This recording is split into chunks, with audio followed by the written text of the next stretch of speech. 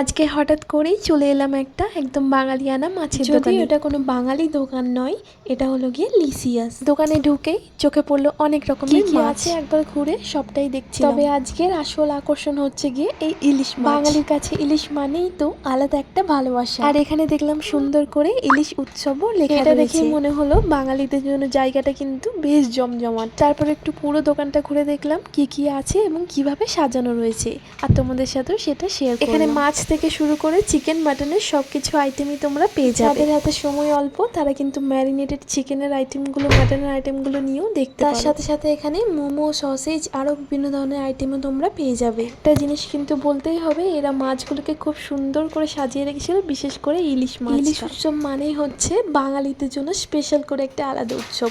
তাই তোমরা যারা ইলিশ খেতে চাইছো তারা অবশ্যই লিসিয়া স্টোরে গিয়ে ট্রাই করতে পারো। আবার এখান থেকে কোন মাছ কোনখান থেকে আসে সেটাও লেখা ছিল। সুন্দরবন থেকে আমাদের বাঙালি মাছগুলো আসে সেটাও লেখা ছিল। এই লেখাটা থেকে আমার যে কি ভালো লেগেছে কি বলবো, বাঙালি হিসেবে আমার খুব ভালো লাগছে।